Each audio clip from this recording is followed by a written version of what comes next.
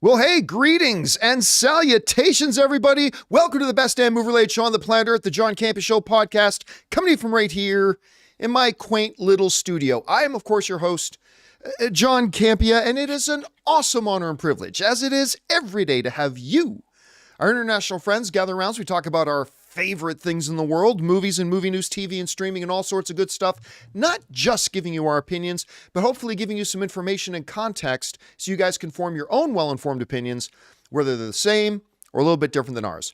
Joining me, not in studio today, but from his Robservatory, we got writer, director, producer, Robert Meyer Burnett. Robert, how you doing? You know what? I feel like I'm right next to you in spirit, though, John.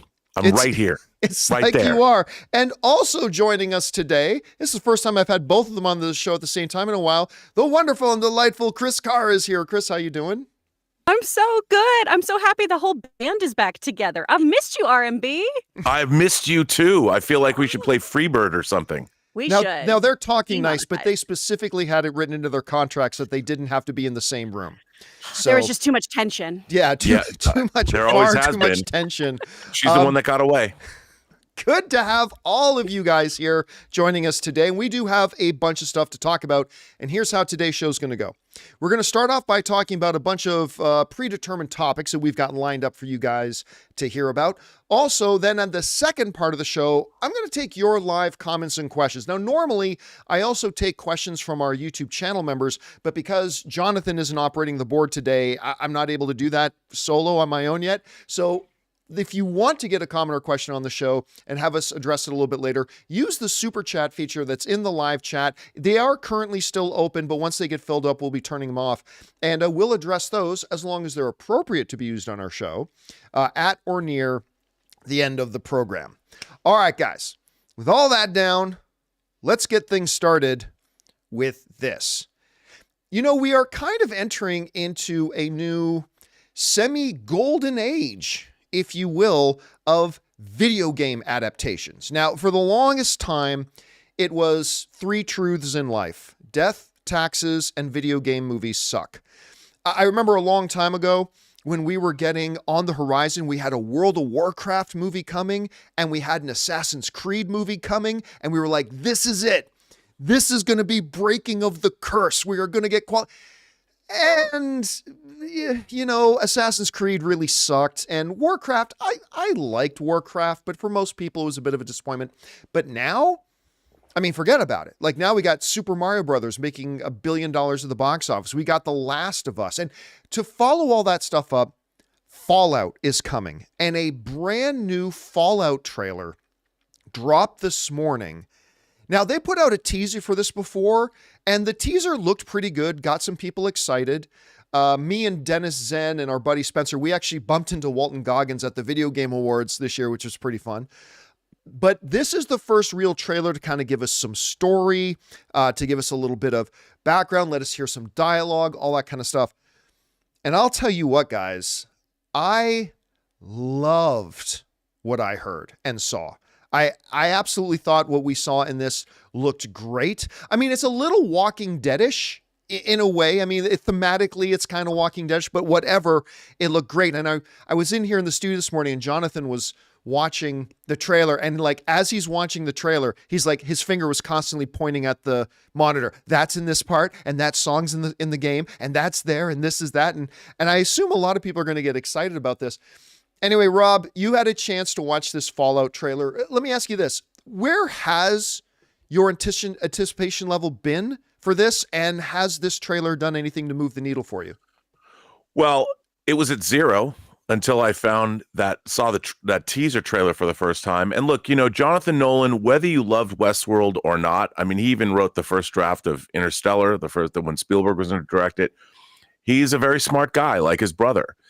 After watching today's full-blown trailer, my anticipation is off the charts. I mean, the tone of this, the scope, the production value, the humor, the satire, everything about it is catnip to me. And now, this looks fantastic, and it looks so much fun. So many trailers dropped today, John. The Three Body Problem trailer dropped. The new the new TV series from the people who made Train to Busan called Parasite with hentai aliens. Oh, I in didn't even know Korea. that trailer came out. Oh yeah, dude. I this morning I got up and I felt, what is this somebody's day to like just make And did me I hear happy? did I hear that an Inside Out 2 trailer also dropped? Yes. Today, I haven't had a chance to see it, but I heard that a new trailer for Inside Out 2 dropped as well. It was like trailer cornucopia of delights. It was like someone put down a trailer rainbow, and I just got to open up the chest at the end of that rainbow, and there everything was. So much imagery. So much imagery. Chris, you had a chance to see the new Fallout trailer. Same question for you. Like, where was your anticipation level for this? And then what did you think of the trailer, and did it adjust your anticipation at all? I've been pretty stoked about this series. Now, I'm no Jonathan Voico. I do not know the intricacies of this game like I do some other properties, but my husband loves this game. He and his best friend play it all the time, so they're big Fallout fans. I was just so excited from the jump about Walter Goggins being in this. So good. I love him so much. He's so good. He's so good in everything he does. He just classes up the joint, you know? He's somebody who just adds like such elegance to a show, I feel.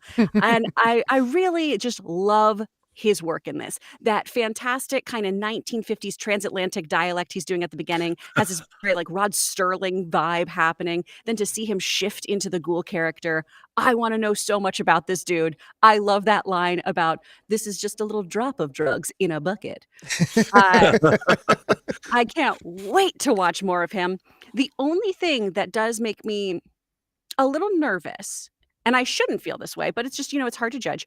Sometimes when a series does do a full drop now, it's not awesome. I'm hoping it's a full drop because this is so bingeable and you want to watch it in that way. I feel like sometimes shows miss the mark on how a show is going to be consumed. And so I hope they were very mindful making it feel like kind of when you are playing a game and you just want to grind and you want to just stay in that world and you don't want to stop playing. You want to just do those hours, get your reps in. And I'm really hoping that's the vibe here as opposed to let's just dump it all. Right. By the way, I forget. What's the network? Is it Amazon? Is it Apple? Amazon. It is Amazon. So I know because Amazon's also got, they've been saying they're doing the God of War one. So I know a lot of people are going to be watching what they do with Fallout with great interest to kind of give them some yardsticks on whether or not they should be excited about God of War or not. But I'll tell you what, right now, what we're seeing looks really, really good. So the question is for you guys. What did you think about the new Fallout trailer? I thought it looked really wonderful. What did you guys think? Do you play the game? If so, is it getting you anticipated for it? Maybe you don't play the game. Is it catching your interest even though you don't know the lore? Whatever you guys think, jump down to the comments section below and let us know your thoughts. All right, guys. With that down, let's move on to this, shall we? Upcoming here pretty quick is the new Ryan Gosling, Emily Blunt movie, The Fall Guy, which is, of course, a very loose remake of the old Majors television series of the same name. And last year at CinemaCon, they brought out the cast for it and talked about it, showed us some scenes and some clips from it, and it looked really quite good. Then we got our first trailer for it, and it looked really quite good. And now we just found out we're going to be seeing it at CinemaCon in April. They're going to be doing an advanced screening for us at CinemaCon, and I'm very stoked about seeing it. Well, apparently one person who has already seen the film is the greatest filmmaker of all time. Steven Spielberg, apparently somehow, some way, found a way to see The Fall Guy, and according to Ryan Gosling, he loved it. This comes from the folks over at Joe Blow who wrote the following. Ryan Gosling told Variety that he ran into Steven Spielberg at the Golden Globes with the director telling him that he loved The Fall Guy. Ryan Gosling said this. This is a cool story. I saw Steven Spielberg walking in my direction, Gosling said. I don't know Steven Spielberg. I thought there was no way he was coming to talk to me. And yet he keeps getting closer. And then I thought, I know what's going to happen. I'm going to point to him and he's going to go, no, not you, behind you. So I'm not going to do that. Finally, I said, me? And he goes, yeah, you. I go, I'm sorry. I didn't think you were coming to talk to me. And I stood up and he gave me a hug and said, I just saw Fall Guy and I loved it. I love this story because for two different reasons. Three reasons I love this story. One, I love that despite the fact that he is one of the biggest stars in the world and he just starred in like the biggest #1 box office hit of the year, and he's going to be at the Academy Awards on Sunday. Good Canadian kid, Ryan Gosling, all this kind of stuff. And yet he's still so kind of grounded that he's like, Steven Spielberg can't be coming over here to talk to me. So I kind of love that. Number two, I think Steven Spielberg is the greatest filmmaker of all time. So I just kind of love hearing that as well. But number three, and maybe most importantly, I love hearing that like Steven Spielberg, and here's what I really like about this. It's not like Gosling went up to Steven Spielberg and put him on the spot and said, Mr. Spielberg, what did you think of my movie? And then like, what is he supposed to say? I love hearing that Spielberg literally went out of his way to go up to the guy and say, hey, listen, I just saw your movie and I loved it. And you don't often hear that kind of stuff coming from Steven Spielberg. So look, I don't know if The Fall Guy is going to be great or not. I simply don't. I think what I've seen has gotten me really excited. I think what we have heard has gotten me really excited, and I'm really looking forward to seeing it in April, guys. And so, I don't know, hearing Spielberg kind of give it his stamp of approval gets me excited. Chris, is this something to be excited about, or where's your kind of anticipation level for the movie right now? Does this move the needle at all? What do you think? Oh, hell yeah, this is something to be excited about. Steven Spielberg says he loves your movie. That's a huge W. That is a red letter day for anybody. I don't care who you are. You are super, super stoked about that kind of feedback. I do wonder if he does the inverse. I do wonder if he walks up to people and he's like, that movie? Garbage. Hot garbage that you made. I don't feel like he would, though. I don't feel like he would. What are you going to do if he does? He's Steven Spielberg. You're going to be like, you're probably right. Correct. Oh, can you imagine? That would scar you for life. It would be heartbreaking. You'd be like, well, I'm going to be an accountant. That's fine. I'll just shift my life. I don't think he'd be that kind of guy, though. And I love this story because we do have so many directors who love to throw in their 2 cents about how a reboot isn't as good as what they did or how something isn't cinema. There's always this comparative thing. And I feel like it in the real like brotherhood of man spirit of making films, you should be rooting for everybody to make kick-ass films, no matter what kind of genre or what they're doing.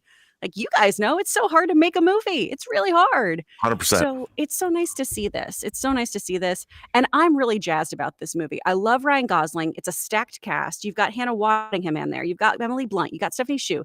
You have Lee Majors making an appearance in this film too, which I think is... Does he? According to the internets, he is listed on the cast. That would be so perfect if he did. I would love that. Right? I think that'd just be a lovely tribute to him. And this was truly one of the most fun presentations, at least for me, when we were at CinemaCon. Oh, yeah. All the stunt work, that was so fun. Yeah, no, it was good. Rob, what did you think about the story? And does this do anything even for you hearing like somebody like Spielberg going up to Gosling and telling him that he loved the movie? Well, I mean, what I've found so strange is that it's almost as if Steven Spielberg, it's not that he's lost his luster, it's people forget. Like you said, he's the GOAT. Yeah. He for decades, he delivered, whether he was giving you dinosaurs, whether he was giving you Schindler's List or a giant shark or Indiana Jones or giant spaceships coming down to Devil's Tower. I mean, he was the man that made our lives. And if he wanders up to you, I mean, that's like being anointed. That's like somebody walking across water, to just come up to you. And I can't even imagine. But I have to say this, John, everything that we've seen from this movie has looked wildly entertaining. And you know what? I dare say it has a Spielberg flavor to it. I mean, some of those action set pieces, it looks very much like I can imagine somebody saying, I want these action set pieces to look like they're from Raiders or Temple of Doom or Last Crusade. Because like when he's being dragged behind, like on the freeway, on the door, he's hanging off the car. I mean, I'm like, that's a Raiders moment. So I can imagine if he says he likes it and, this is not, no one paid him to do that. So it seems when you hear that kind of excitement, I mean, it seems like we're moving into an area where a lot of entertainment across the board, movies, TV. It's pretty exciting. I haven't been so optimistic in a while in terms of the kind of entertainment we're getting. And maybe that has to do with Dune and Shogun delivering. Once things, it shows you start delivering what people want, and people get excited again. All right, guys, question is for you. The greatest filmmaker of all time comes up to you and says they love the project you just made. How much are you freaking out? Where is The Fall Guy for you on your anticipated list right now? Is it even a movie you're looking forward to? Are you quite excited about it like I am? Do you have any faith in it? Does Steven Spielberg endorsing it mean anything to you? Maybe it does, maybe it doesn't. I'm excited. We're seeing it in about 5 weeks, and I can't wait to tell you guys how it is. I can't wait to see it. Whatever you guys think, jump into the comment section below and let us know your thoughts. All right, guys. With that down, let's move on to this, shall we? We've been talking for a while about the fact that once the pandemic happened, it seemed like everybody wanted to jump on the streaming bandwagon, which made sense. Everybody was kind of stuck at home. Everybody was signing up for streaming services like they never had before. And everybody kind of felt like, well, this is where everything is. But slowly after the last couple of years, we've been seeing that it hasn't worked, and that we've been gradually seeing more and more studios starting to say, you know what? Spending $200 million on a streaming original movie doesn't make any sense. And we've been seeing a lot more kind of gravitating back towards theaters. Well, one of the people who has recognized that this is happening is the CEO of Cinemark Theaters, one of the biggest movie theater chains in America, has recognized that and actually had some pretty interesting words to say recently. This comes from the Hollywood Reporter, where it says this: Hollywood may be seeing fewer tentpoles hitting theaters after the dual actors and writer strikes, but Cinemark CEO Sean Gamble argued the big screen is back coming out of the pandemic during an investors conference appearance on Tuesday. This is what he said. This is kind of interesting.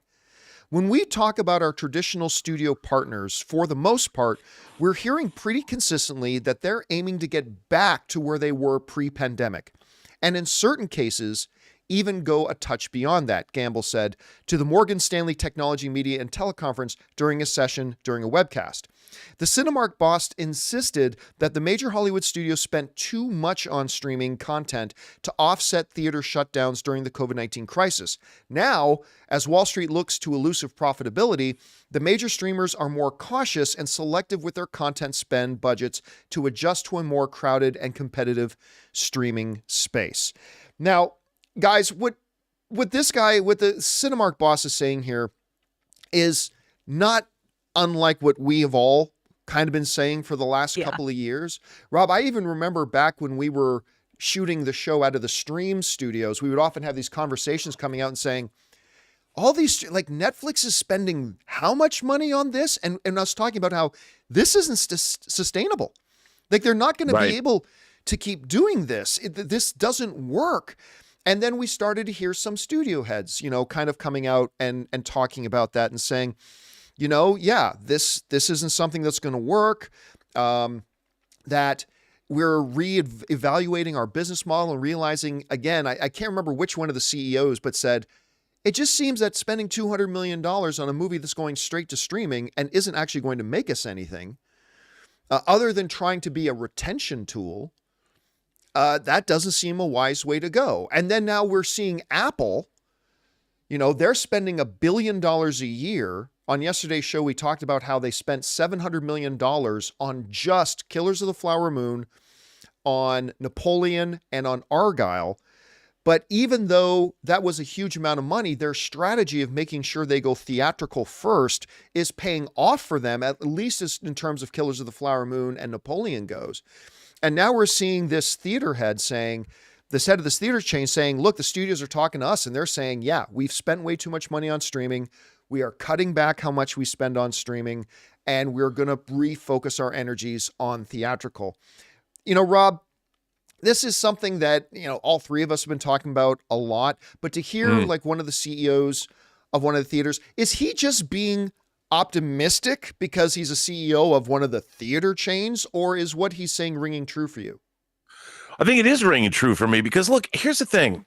I always talk about this on my own show, that if you have 2 hours of time, it doesn't matter how much the entertainment you're consuming cost to make. It matters how entertaining that entertainment is to you in that 2 hours of time. And it doesn't matter. You're spending $200 million on Red Notice, or you spend $40 million on a J-Lo movie, The Mother. Which one is more successful? Which one entertains more? And the amount of money that is spent has no correlation to how entertaining that 2 hours of time was. And the more we get gratifying entertainment that is satisfying, no matter what the stories are. I mean, the studios used to give us rom-coms and dramas and historical epics, and they would show us all these different things. And we've been getting, I think, limited kinds of entertainment. And I think what the studios are going to do is go back to that diversity of storytelling where you can't, who thought Sydney Sweeney and Glenn Powell would make $200 million in a rom-com? Yeah. They did. And everyone thought the rom-com was dead. All you do is two people and give them a decent script that people like, and suddenly a genre comes back from the dead. And we're going to see more of that now. And as we know, you put something in a theater, it immediately gives that piece, if it does well, more cachet when it goes to streaming. And what's so odd is the actual ecosystem of Hollywood that was working for 100 years, that they disrupted, is going to come back to the way that it always worked in the first place. What a surprise. Yeah, it all kind of happened almost in a cycle in some kind of way. Chris, you know, this is also a conversation you and I have had a bunch over the last couple of years, but you're hearing now, you know, the CEO of Cinemark, what he's saying. Like, how does it strike you? Is he being overly optimistic because obviously he wants the movie theater business to do better, or is what he's saying kind of bang on the money? What do you think? I mean, it's a little column A, column B for me. I think it's a little optimistic, but it does make sense, especially because streaming services have focused on quantity over quality. And we've seen that. You know, the average American spends about $46 a month on streaming services right now. That whole package of streaming services, typically about $46. This is according to Forbes. Now, about 45% of users, though, have cut at least one of their streaming services because it's not worthwhile and because of those adding costs. So you have to make sure that you have your consumer stick around. That's why we are seeing shows now doing the weekly release again. That's why we are trying to actually advertise the films we're dropping on things like Netflix, on things like Amazon. So a theatrical release, we've seen the data. It always does better. It always does better. Yeah. That's the thing to do. And I think that people want to go back to movie theaters. I really do. I'm so glad that Rob brought up Anyone But You, because those are the kind of movies too. The rom-com, Reese Witherspoon said this for years about how it is one of the most affordable types of movies to make. Yes. Oh, yeah. It's a smart move. Comedies are really affordable to make. And you can get such a big return on your investment. Same with horror. I know that this is not a genre that I particularly gravitate towards. But, you know, A24 is doing such smart things by doing these really great low-budget horror movies that have a huge return. And when I do see a scary movie, when I experience it in a theater and have my fear happening at the same time as other people's, you know, John, you talk about how that's church all the time, being in a theater with people. And it really is. It's a moving human experience to experience films together and have the same emotions at the same time with people who don't experience your life as you do. So I think people want to get back to it. I think that streaming is not as profitable as people want it to be. They're being much choosier what they're putting on there. So it makes sense to put the focus on getting things back to theaters. So I can see why the CEO is saying this. I think it's going to happen a little slower than he probably would want. You know, it kind of brings us around to a movie that we're getting ready to watch here shortly, which is the whole stuff about, I almost called it Roundhouse. Roadhouse. Roadhouse. Yeah. I almost said Roundhouse, and then I was going to say Grindhouse. Roadhouse.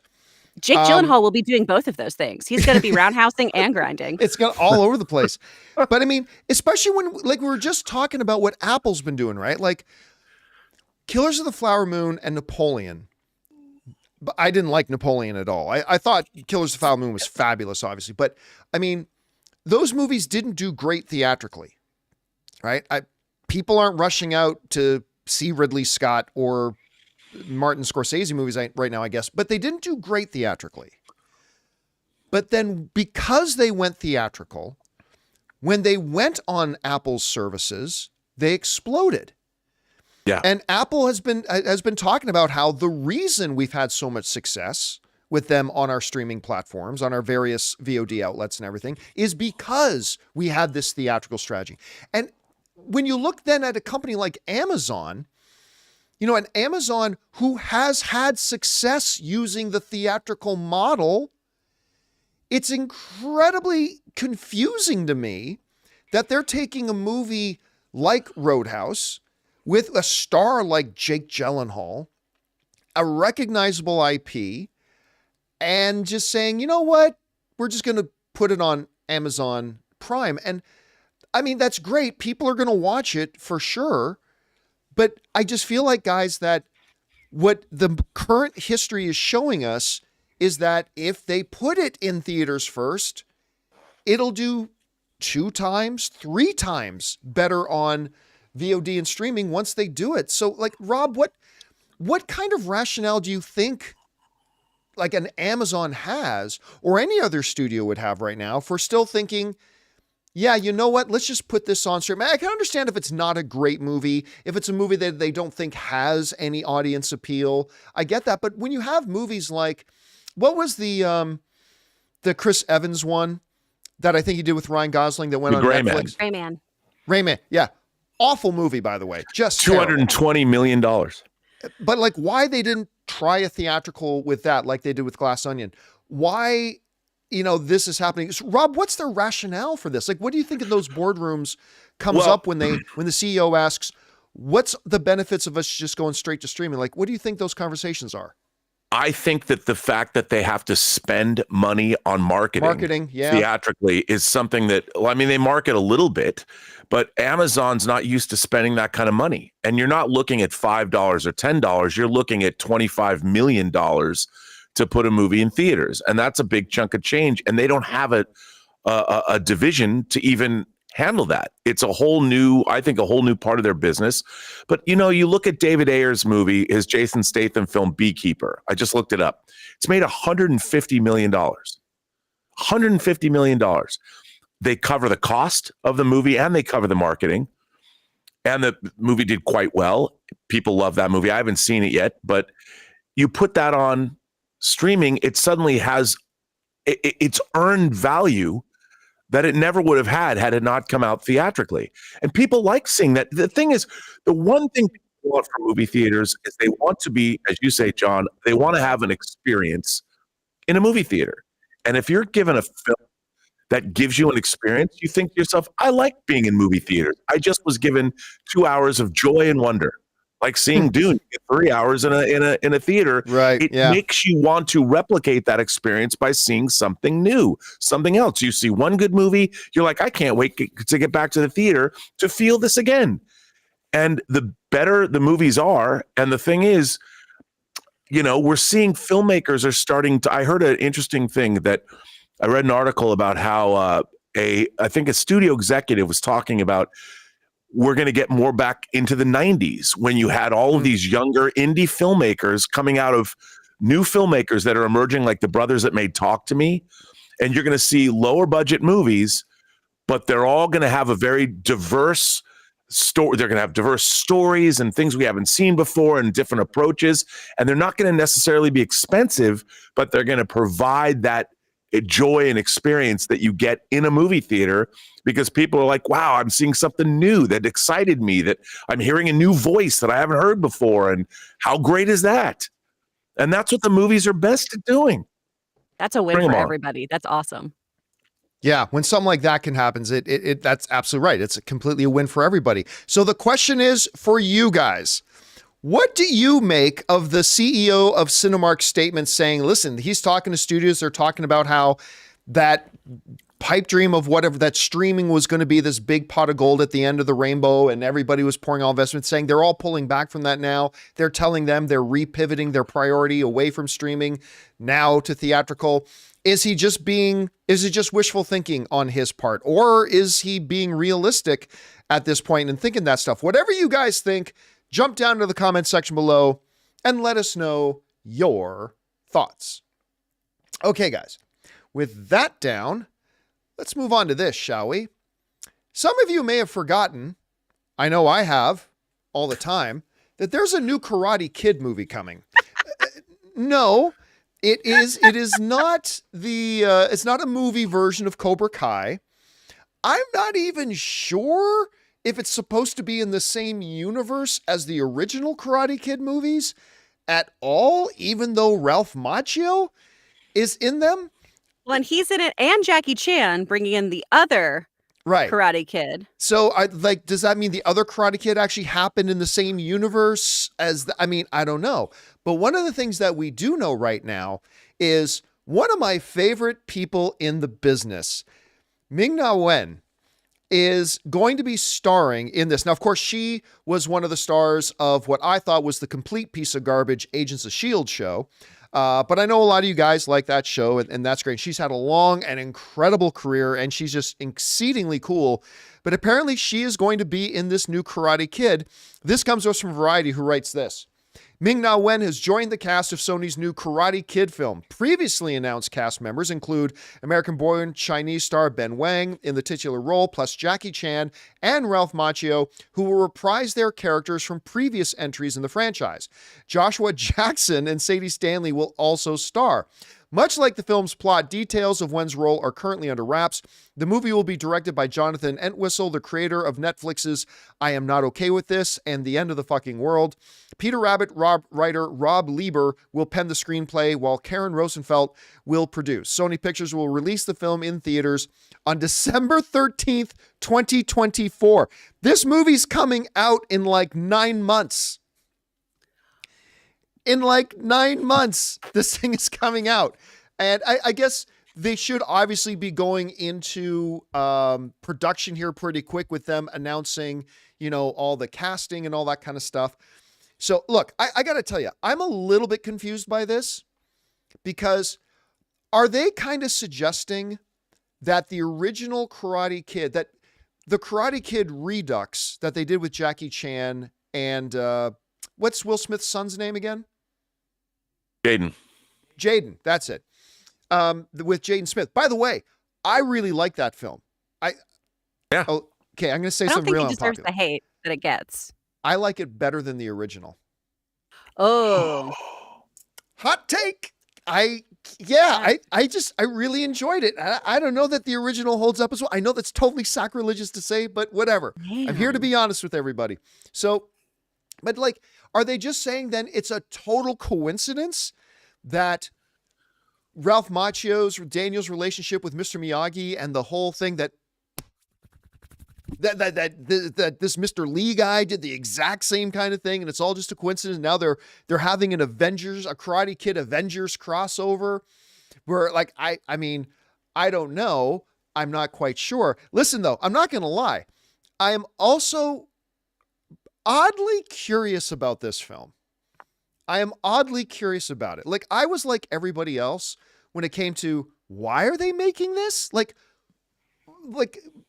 Cobra Kai is really I don't really like Cobra Kai either myself, but everybody else does. Cobra Kai is super popular. And I thought if you want to do a movie, why not just do a movie version of Cobra Kai? Or are they just trying to expand this Karate Kid universe? Or whatever? Will Jaden Smith come back as well? Are they going to use any of the characters from Cobra Kai? Like some of Daniel's students or whatever? Or are they going to pretend that Cobra Kai doesn't exist? Or a lot of questions I have, guys. A lot of questions. But the adding of Ming-Na Wen to it gets me even more interested. Because like I said, I think she's great. I love seeing her and stuff. So sign me up a little bit for it at least. Anyway, Chris, you hear about this coming up. Where's your thought process on for this Karate Kid at all? What do you think about the addition of Ming-Na Wen? What do you think? Well, one, Mulan makes everything better. Okay? Oh, yes. You add Ming-Na Wen to something. Again, like Walter Goggins, we're classing the joint up. We're adding some class here. Add Joy Luck Club. I love her so much. I think she's wonderful. She even helped me get through Boba Fett. I really enjoy her. This movie, I know a lot of filmmakers say that a film is their baby, but to try to execute one from start to finish in 9 months, what a bold, bold thing to do. That gives me a bit of pause on this. But, the Karate Kid franchise, as this article states, it's grossed 618 million globally. So, of course, you would continue trying to mine this. The question for me, though, is much like you, why not go with Cobra Kai? Why not go with something that has had this meteoric rise to fame? People love that show. People adore that show. They're rabid for it. So I feel like, why wouldn't you focus on that story? Why would we go back and do this kind of multiverse of Karate Kids? And if we are doing that, where's Hilary Swank? Justice for Hilary Swank. Which one was she in again? 2. No, Hilary Swank wasn't in 2. Wasn't she? Was she in 3 then? Well, no, I don't know. was she? She's 3 in or the was one she where 4? the song "You Gotta Be" is the closing track. Yeah, because I'm gonna Google it. She was in 4. Hilary Swank was in number 4? 4. That's what it is. Well, She was in number 4. So anyway, Rob, your take on this whole thing. What do you think about the movie itself coming up? What's your kind of perspective on why they're doing it? What do you think about the addition of Ming-Na Wen? Well, I hear Ming-Na Wen and I think, oh my, yes. I've always thought that. I'm a huge fan. I'm a huge fan of hers. get out of here. Remember, Ming-Na Wen, Fennec Chan, she has her own hot toy. She does. So that immediately, and it's a great hot toy.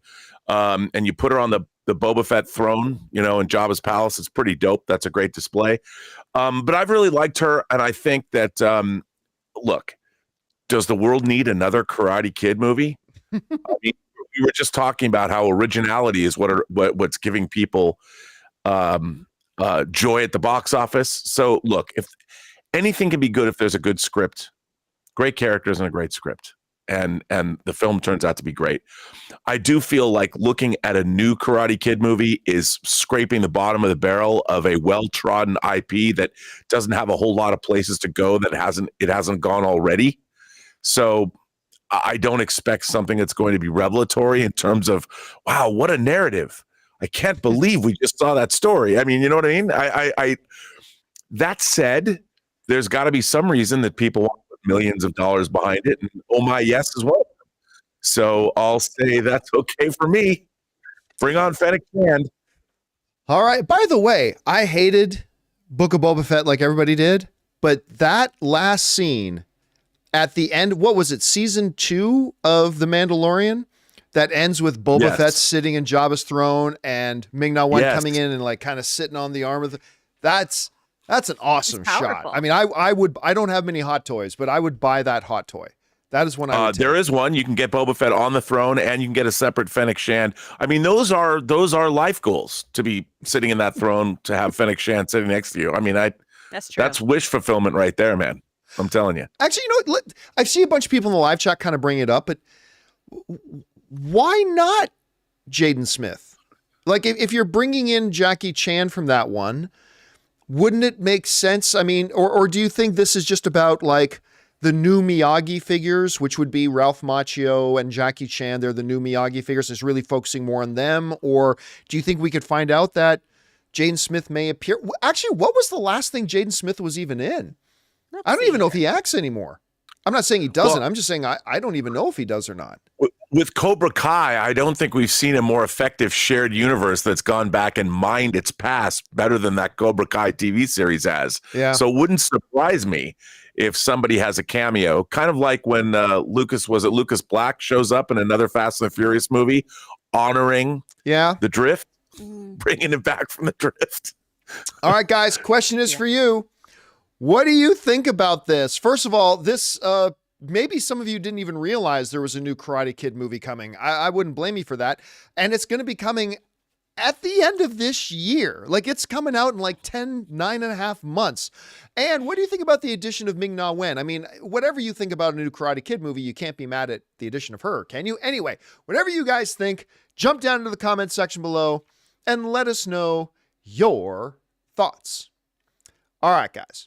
With that down, let's move on to this, shall we? You know, I don't know if you've heard, but there is a new Deadpool movie in production as we speak. Well, actually, it's done production now, right? They wrapped up. They completed shooting it, and now they're in post-production and rapidly trying to get this thing all done and ready for theaters. Maybe, hopefully, showing it to us at CinemaCon. I know Rob's still holding out hope for that. I don't think it's going to happen, but I'm going to believe that Rob will be right. At least that's what I'm going to hope. You never know. Hope springs eternal. Recently, we've been hearing about a lot of different cameos are going to pop up. And with the multiversal nature of the movie, that kind of makes sense. Well, apparently, one of the people that was supposed to do a cameo in this movie was the great Vinnie Jones as the Juggernaut, bitch. Was supposed to be, but apparently he turned it down, and for kind of a weird reason. Anyway, this comes from the folks over at Variety who wrote the following. Deadpool star Karan Soni, who plays Dopinder, told Variety this week that a ton of surprise cameos were filmed for the upcoming third installment, Deadpool and Wolverine, adding, let's just say a lot of people traveled to London for filming. One actor who apparently did not make it to London was Vinnie Jones, who debuted as Juggernaut in X-Men The Last Stand. Jones recently told Yahoo Movies UK that he turned down a request to reprise the character in Deadpool and Wolverine because getting in his Juggernaut suit isn't the best experience. Vinnie Jones said this, funnily enough, I just got asked to do Deadpool, the new one now, and I spoke to the director and I just said it's such a drama putting that suit on, and mentally and physically, Jones said, it has its mental toll as well because you're in it and you can't do anything all day. You can only drink through a straw. So we couldn't strike a deal for Deadpool and Wolverine, says Vinnie Jones. All right. First of all, Vinnie Jones is kind of a really good microcosm representation of X-Men 3 The Last Stand. Kind of cheesy, kind of bad, but oddly kind of cool at the same time. Listen, X-Men The Last Stand isn't one of the better X-Men movies, but I still contend it had its moments. And even though Vinnie Jones was kind of like a caricature of what the Juggernaut would be, come on, who in the theater and in the audience didn't kind of go, yeah, when he was saying, I'm the Juggernaut, bitch, or what, I just kind of like, I would have liked to have seen That's when you finished your drink. So That's when you just chug it. Here's the thing. I do find it admittedly a little bit odd saying I'm not going to be in this movie because getting in the costume is hard.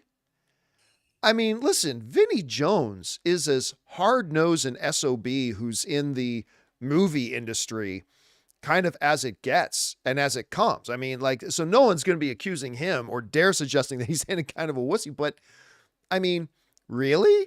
You're going to pass on being in Deadpool movie because it's hard to get into the costume?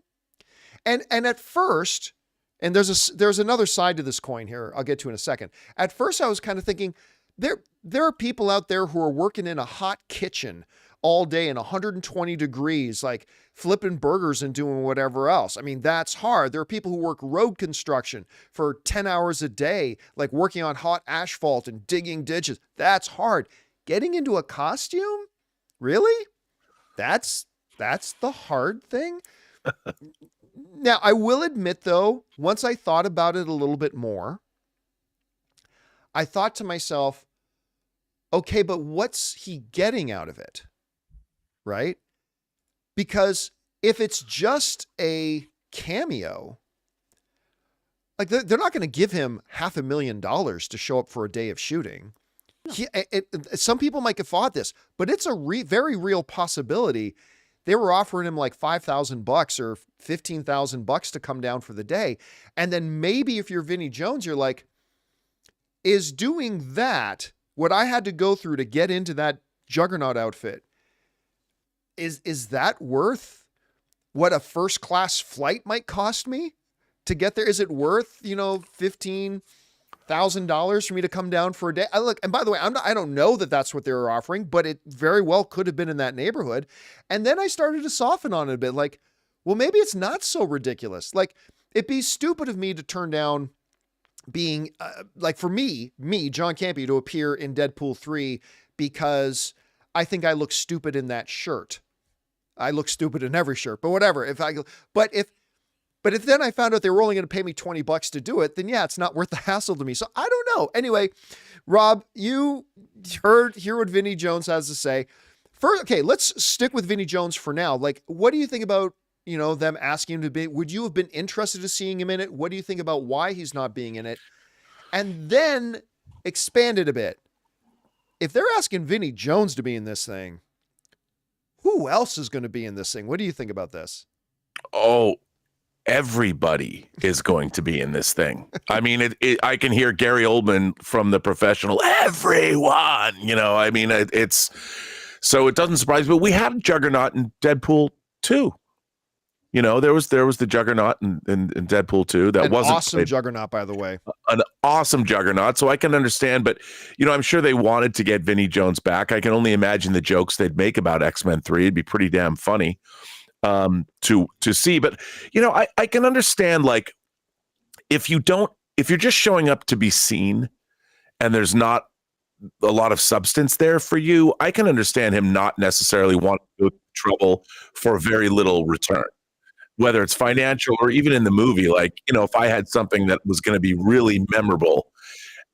So I can understand him not wanting to necessarily do it. And it does bring up the idea that I hope this movie just isn't a potpourri of cameos that don't have any weight or gravitas behind them.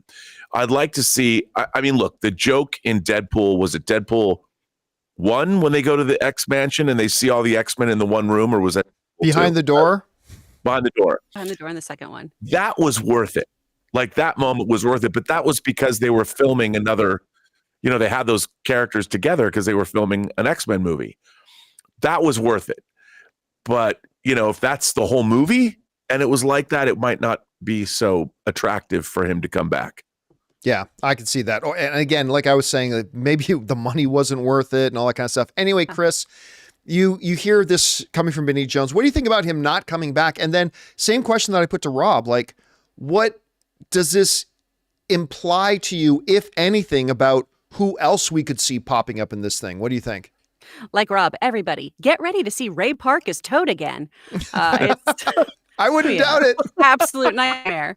Oh my gosh. I hope they do that line again too. Oh, cinema. So good. Oh, I guarantee you, if Ray Park is in the movie, oh yeah, I wouldn't be Just surprised lovely Ryan Reynolds. Hey, Halle what Berry happens to herself Toad? says that line again. I want Ryan to take it though. I want him to be like, say it, do the line. Talk say about the line. I want it so much. Okay, first of all, I am not going to give Vinnie Jones any shit. 1, because he's Vinnie Jones.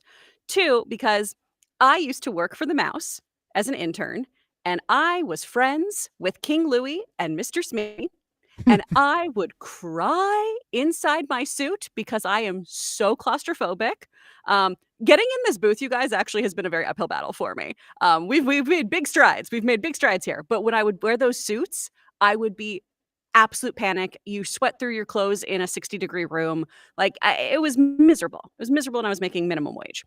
So I can understand being uncomfy. Now, as an actor, I do those jobs though, but because I am so low on the list of people who you would put in an X-Men movie that I'd be like, yes, yeah, whatever. I'll do anything. I don't give a shit. I'll do craft services. Let's go. So for me, it would make sense to do something like this, like you brought up, John. But if he doesn't feel comfortable, if it's not the right amount of money, plus he also, he's got The Gentleman just dropped. And I don't know if you guys have gotten to tune in yet. He's phenomenal. Like, I think that he's the standout of this series, honestly, because he's just playing this very quiet gameskeeper.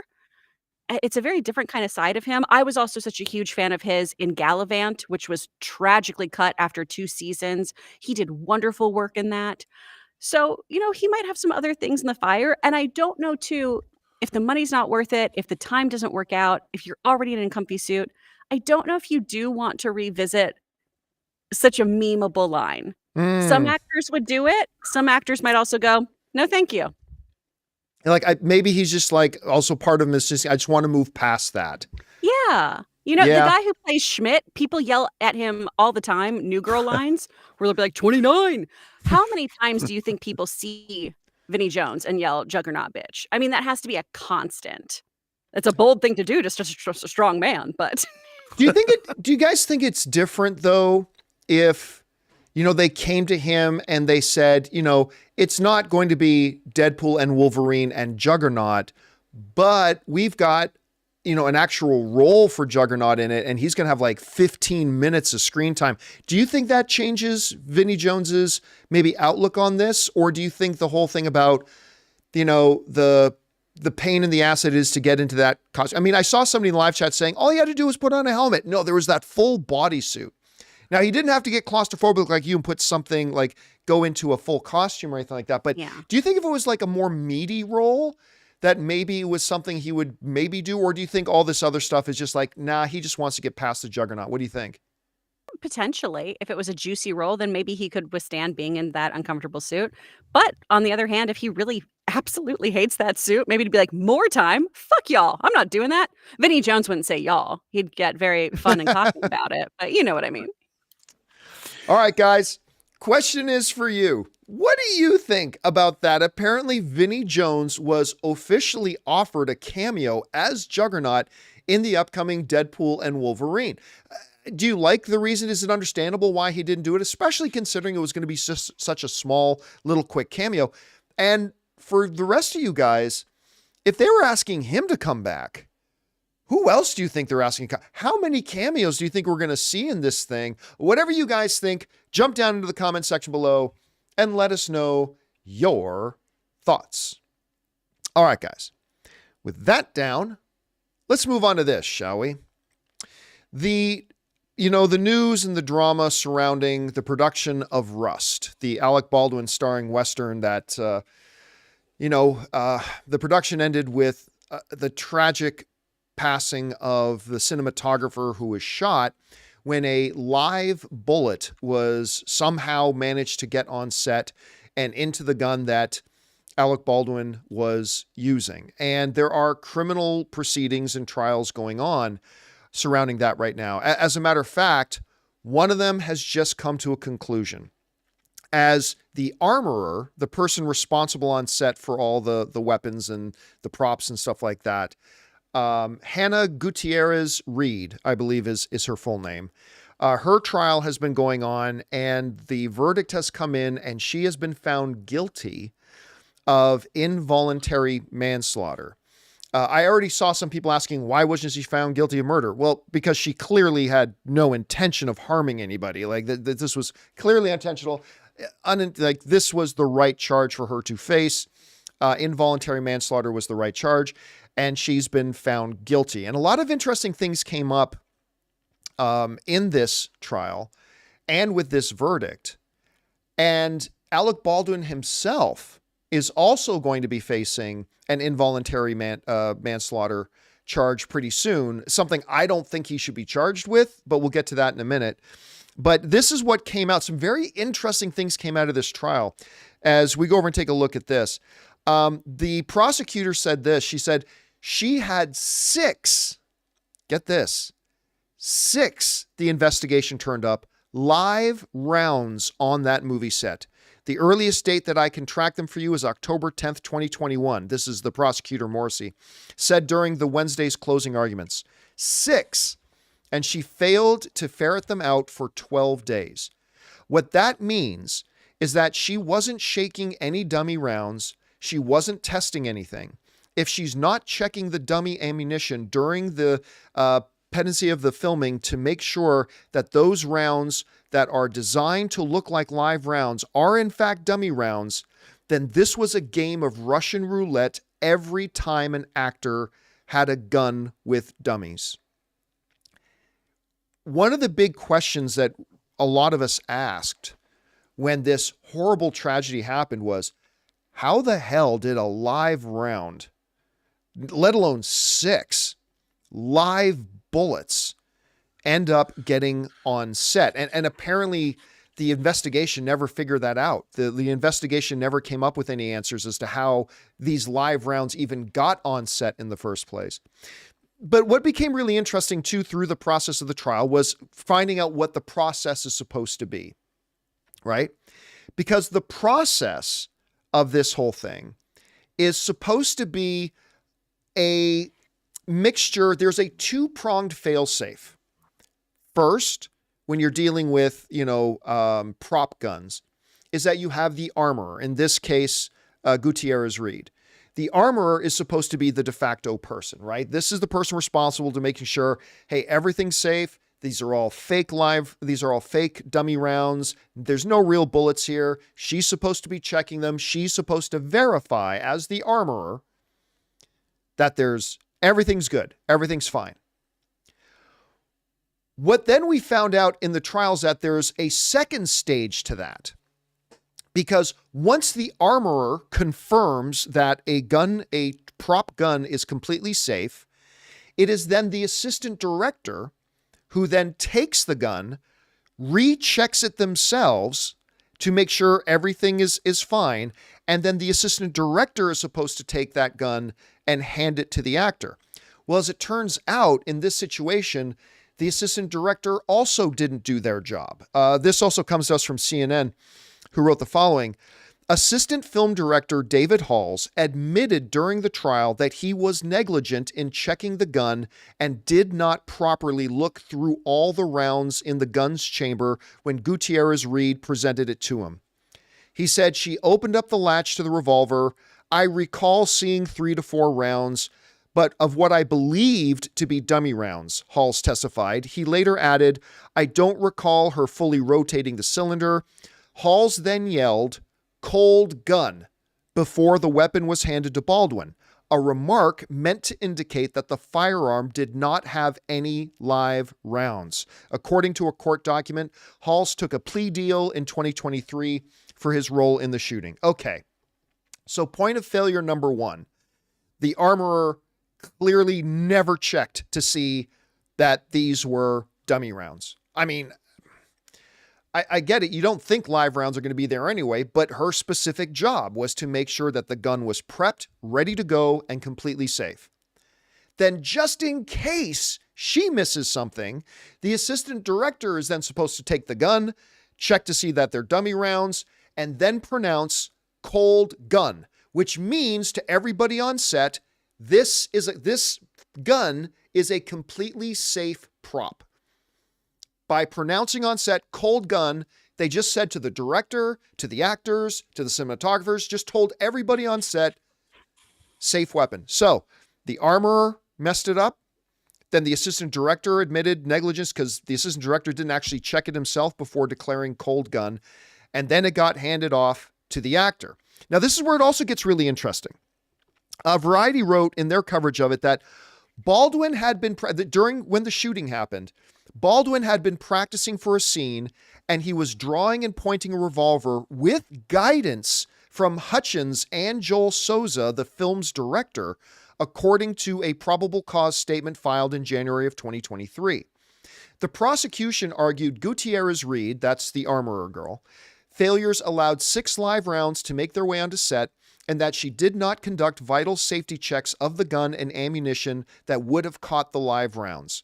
In her closing arguments, the prosecutor said that there was no evidence someone else was to blame for the shooting, adding Gutierrez Reed was, quote unquote, the autonomous decision maker with regards to gun safety on set.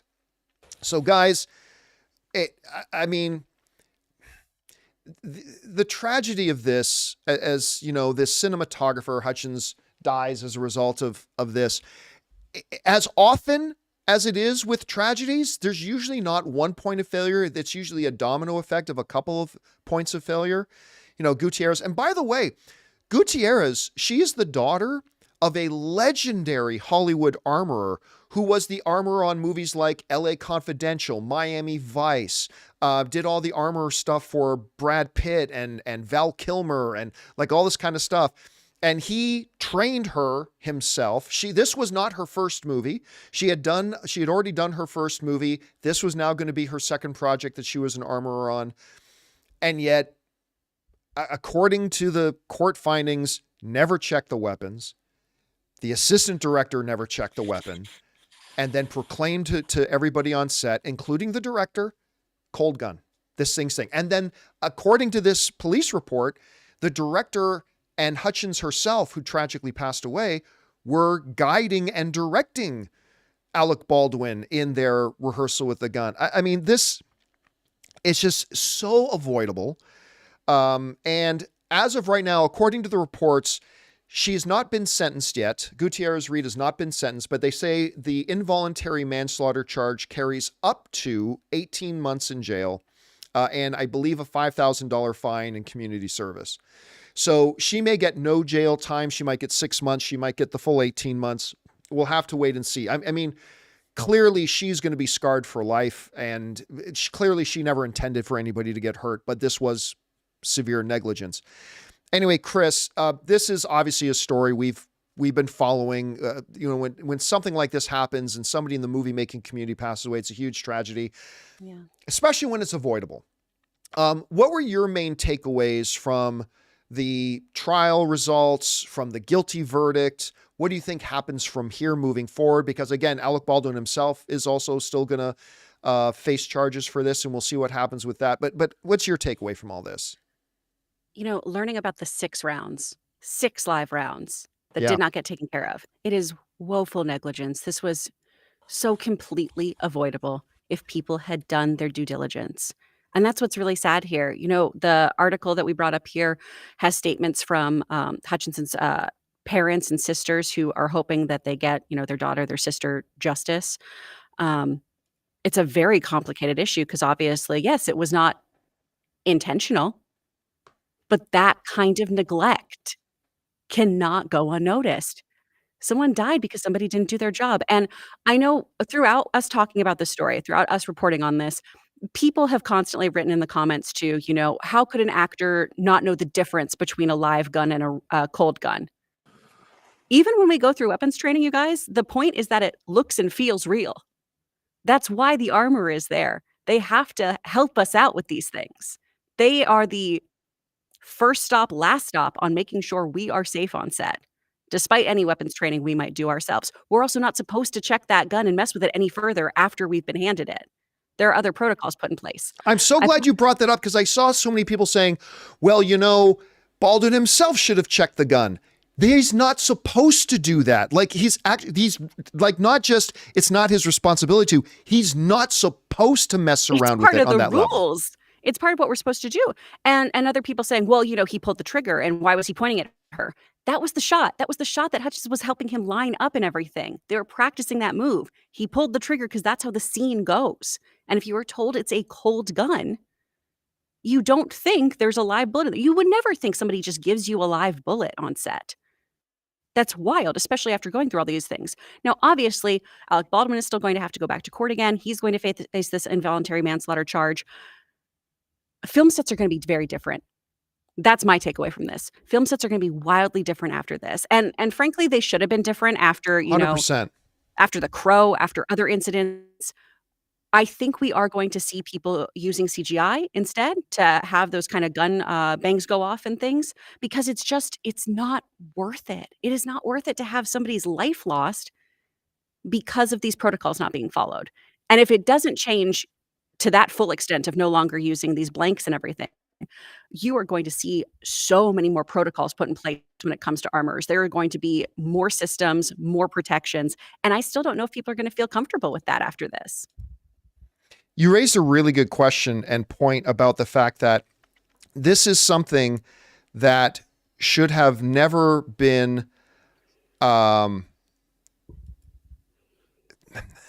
we are so past the age when you need to even have these dummy rounds.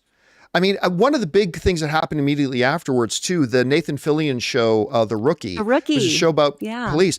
They immediately, the showrunner said, no fake rounds anymore. All this stuff is going to be done in post. So they're going to have these props, no fake rounds in them, nothing like that. We're going to put in smoke and the sound effects and all that kind of stuff will come afterwards. Something that honestly they had the ability to do 10 years ago. And especially after, what happened to Brandon Lee, and the fact that granted, it's happened once out of 500,000 times it's been done. I get that, but it was just so easily avoidable. This is stuff, I would even argue it's easier to do this in post than all this stuff they have to go through. 1,000%. I don't get that. Anyway, Rob, again, you saw the transcripts. You saw what happened in the trial. What's your main takeaway from this when you look at what happened there? Well, I mean, Chris laid it out pretty well. The thing about a movie set is you're not supposed to have something that's real. Everything is fake on a movie set. And that's why safety is of a primary concern when you're ever dealing with fire or you're ever dealing with anything that can be potentially hazardous. So this idea, I mean, when you take any kind of a firearms safety training course of any kind outside of the movie industry, you're always looking, you're always checking the gun. You're always seeing if there's a bullet in the chamber, it's part of the course.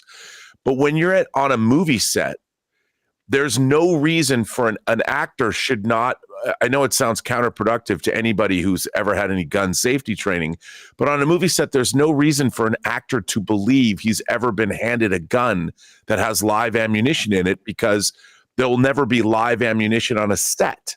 And as Chris pointed out, an actor is not supposed to mess around with a prop gun. That's why there's actual liability issues if the actors start messing around with the gun. They can't do it. That's why there's an armorer. There's literally a paid person on set whose job it is to handle the gun. There's even like a chain of title almost, the way a weapon is handled and who can handle it. And so it's, I know everyone's like, well, we're Americans. We love our guns, and everybody would tell you that, well, there's no reason he shouldn't check, but there's no reason he should check on a movie set. That's not the way it works.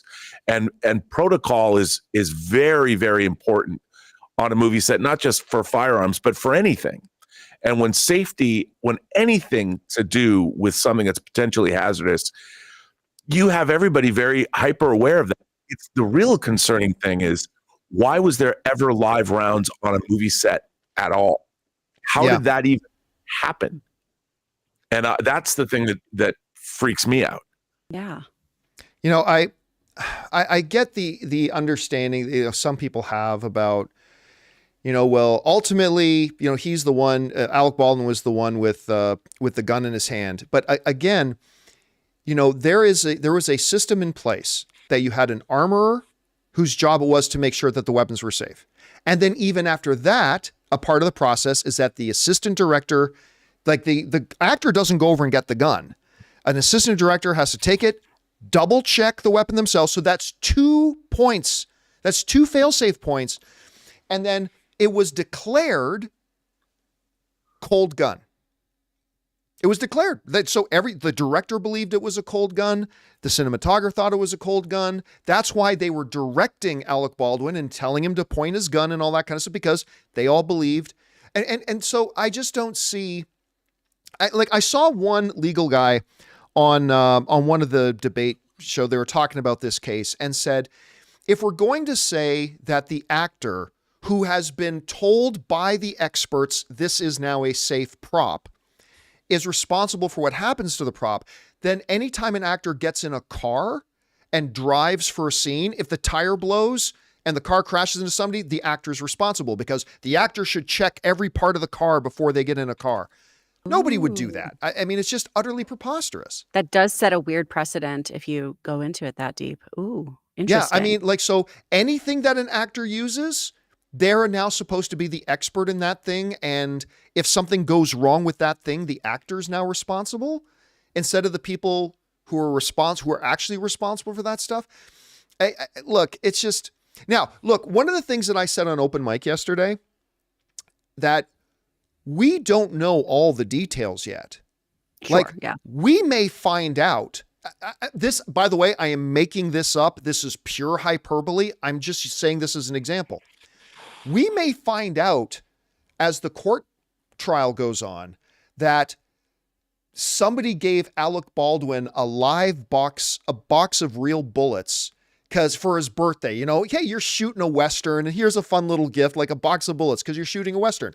And then Alec Baldwin brought that box of bullets onto set and left it laying around and they got mixed in with, I'm just making that up. But what I'm saying is there could be things that come up that we're not aware of right now that would suggest that Alec Baldwin has more responsibility to this than just being the actor on set who was handed what he was told was a completely safe prop. And maybe we'll find out stuff like that. It may not be as obvious as he brought the box of bullets on set, but it could be something else like that. And then again, it brings up the question, why isn't the director being charged? I mean, ultimately, the director is the person responsible on set for everything that's going on. Why isn't the director being charged for telling Alec Baldwin to point his gun? And obviously we know the answer to that. Because they were told it was a cold gun. There was no reason the director should have believed that the gun was live. But anyway, it's a very stuffy situation. Yeah, I think, Rob, you kind of nailed it there with it's very counterintuitive to what gun safety is. Yeah. So if it's counterintuitive to it, why do we do it at all? Why this shouldn't be on a set if it is contrary to every instinct you have as a human being when handling a firearm. And for anyone who's ever gone through gun safety, I'm from Texas. I had to go to gun training in case it was ever an issue. And it's so counterintuitive to how you're supposed to behave around a loaded weapon because it's not supposed to be real. So why are we doing all of this? Why don't we just do the CGI? I feel like it makes so much more sense. Anyway, a total tragedy. And, it's going to be interesting to see what the judge and jury decide is going to be the sentencing for Hannah Gutierrez-Reed. I mean, obviously she has no priors or anything like that. So I don't know if she's going to get jail time or not. If she does, it's maxed out at 18 months. And then all eyes will be turned to the Alec Baldwin situation where we find out if we already know all the pertinent information or if there's actually some really important stuff we're not aware of yet. That is going to make it more complicated. Anyway, guys, question is for you. What do you think about the jury and the verdict that came in on the Gutierrez-Reed case? Do you think with the details that we got that it's justified? How much time do you think she's going to get? How do you think this is going to affect, if at all, the Alec Baldwin part of this whole thing? Whatever you guys think or feel, jump on down in the comments section below and let us know your thoughts. All right, guys. With that all down, we're going to get ready to move over and start taking your live questions that you guys have been firing in. We're going to get to those in just a second. But before we do, we're first going to say goodbye to Rob and Chris. Guys, thanks so much for joining me here today. Chris, we will see you again tomorrow. And Rob, we'll see you on Monday. So I hope you guys have a good one. Thanks for joining me today, guys.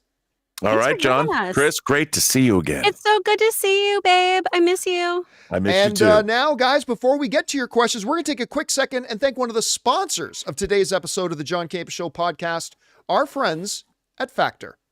We want to take a second and thank a sponsor of today's video, Factor. Guys, some days it's great to prepare your own meal, but some days it's great to have wonderful, delicious meals already ready to go. Factor's delicious, ready-to-eat meals makes eating better every day easy. Wherever tomorrow takes you, be ready with pre-prepared, chef-crafted, and dietitian-approved meals delivered right to your door. You'll have over 35 different options a week to choose from, including keto, calorie smart, vegan, veggie, and more. And there's even more to enjoy with over 55 nutrition-packed add-ons that help make your weekly meal planning even more delicious. So what are you waiting for? Get started today and have a feel-good week of meals ready to go. They've got snacks, smoothies, and more. Discover a wide variety of easy options for the entire day like breakfast, midday bites, and more. And guys, you get to save. We've done the math. Factor is less expensive than takeout and every meal is dietitian approved to be nutritious and delicious. So guys, head to factormeals.com/Campea50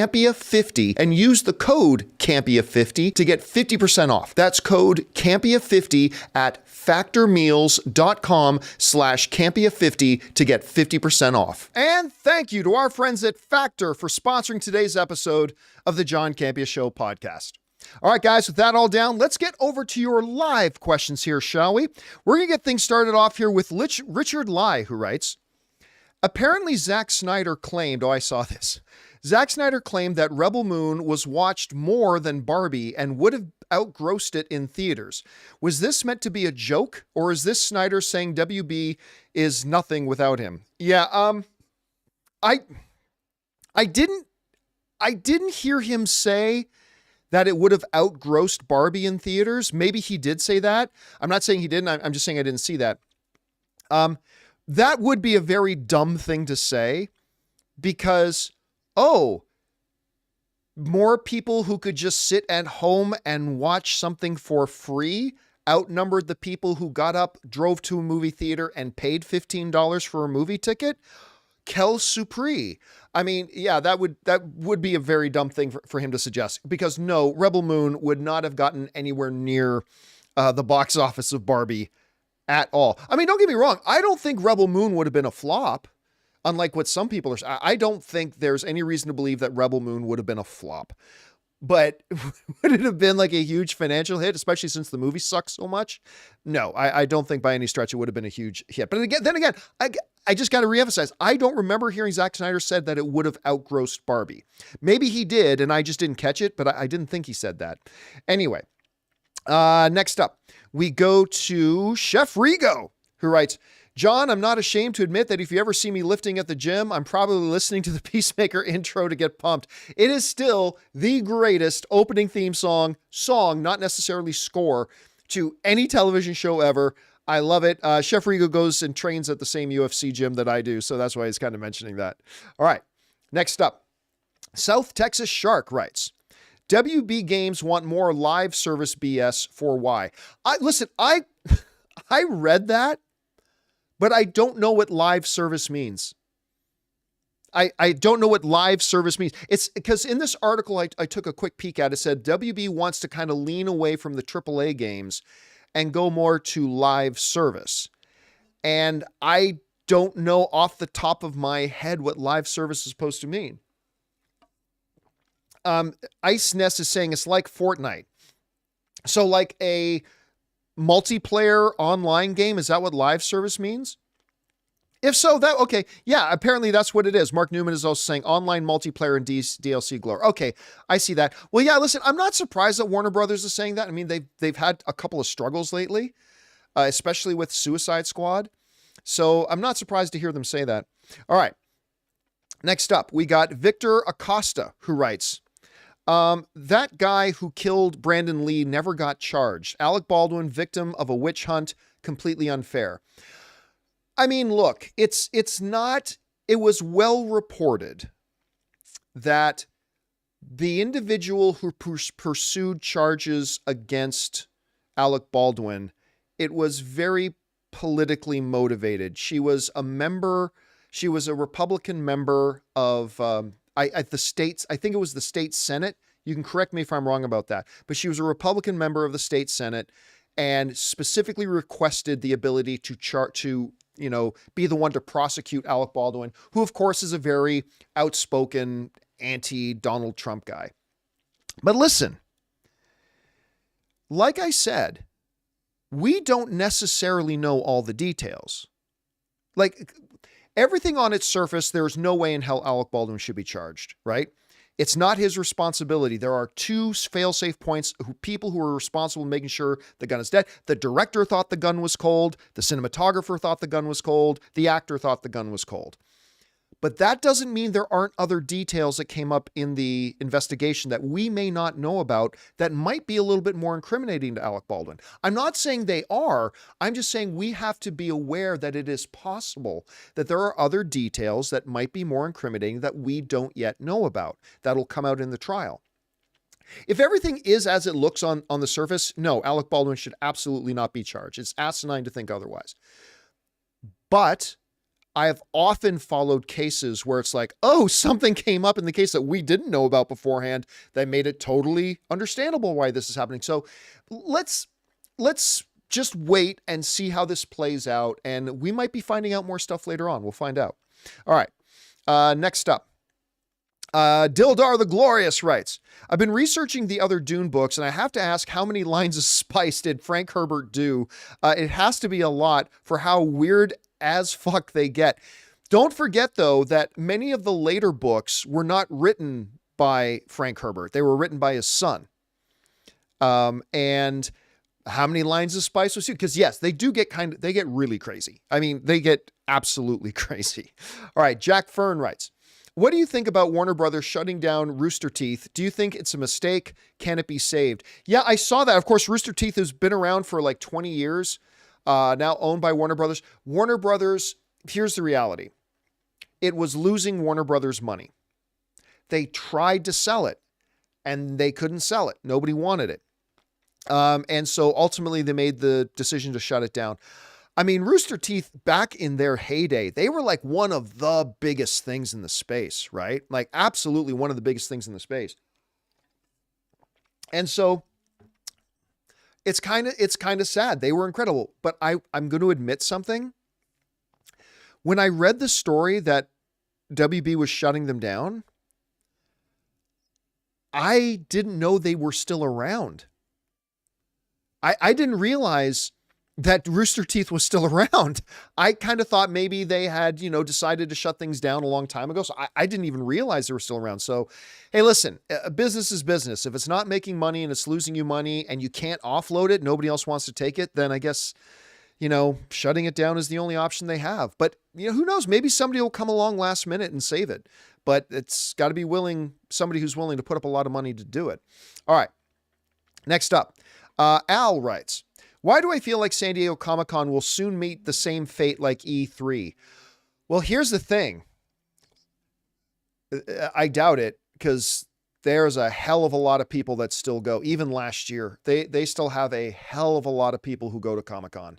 Like a lot of people go to Comic-Con.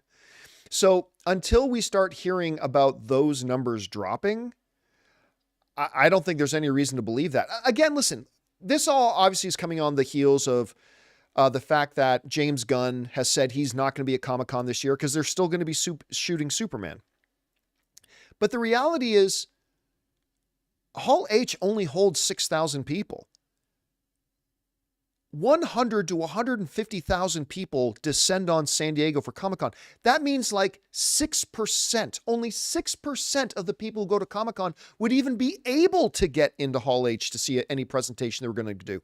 I don't think there's anybody who is going to go to Comic-Con or might now decide not to go to Comic-Con just because James Gunn wasn't going to be there, because even if they were, there was a 94% chance they wouldn't even be able to get into Hall H to see the presentation anyway. So as long as the numbers stay high, I think it's good. Now, one of our viewers, Luis Ramos, says something that my film loving brother, I gotta thoroughly disagree with you. There's no reason to go to conventions anymore. That's ridiculous. If you think the reason you go to conventions is to hear announcements, well, then there was never a reason to go to conventions, because you could just sit at home and wait till the announcements hit the internet, and then you know what all the announcements are. People go to CinemaCon or to Comic-Con because they love the event. They love being around people, like-minded people who love the same things that they love, dress up or not dress up and just watch everybody else dressing up, engaging with 100,000 other people who love a lot of the same things that you love.